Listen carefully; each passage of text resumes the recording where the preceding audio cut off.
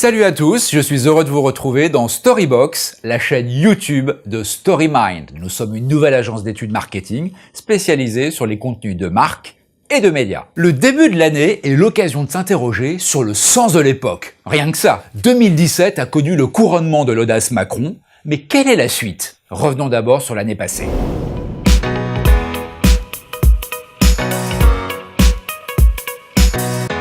« 2017, année Turning Point ». Mais qu'est-ce que c'est? C'est le point de bascule où une société ne peut plus faire du surplace et tente autre chose. C'est le point de passage d'une époque à une autre, d'une histoire à la suivante. Même la pop culture s'empare du phénomène. Combien de fictions récentes nous parlent de ce moment précis où tout change avec de nouvelles épopées et des changemakers? 120 battements par minute, Barbara, Le Redoutable, le jeune Karl Marx, Dunkerque, Peaky Blinders ou encore Tabou.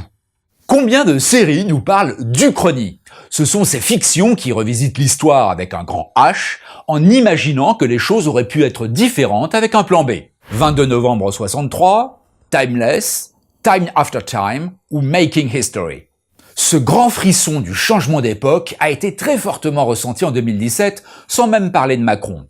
La France de l'éternelle jeunesse des années 60-70 est symboliquement décédée. Johnny bien sûr, mais aussi Mireille d'Arc, Jean Rochefort, Jean d'Ormesson, Jeanne Moreau, Simone Veil ou encore Pierre Berger. Quelle trace cela construit-il dans l'imaginaire collectif? On croit que les choses sont intemporelles parce qu'elles nous sont familières, mais on s'aperçoit brutalement que le temps passe. Un changement d'époque ouvre un nouveau chapitre.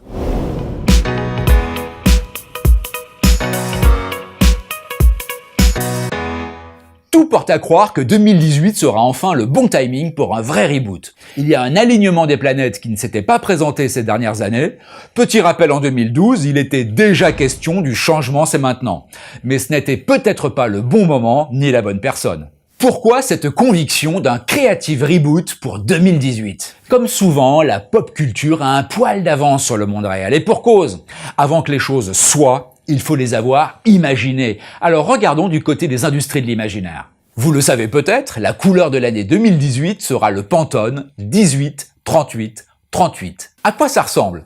Ça sera ça. L'ultraviolet, c'est la couleur de Prince, mais c'est aussi la couleur de la transgression, de la créativité, de l'audace et de l'affranchissement. Karl Lagerfeld, qui sent les tendances comme personne, a fait installer sur son dernier défilé une cascade sauvage, source mythologique de la création.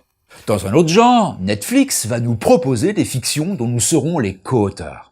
Tout cela promet de belles surprises 2018. On en reparlera dans Storybox. Pour en savoir beaucoup plus, il y a le site internet, la page LinkedIn et un mail pour me contacter. Trouver la bonne histoire, c'est donner de la valeur à vos contenus. À très vite les Storyminders.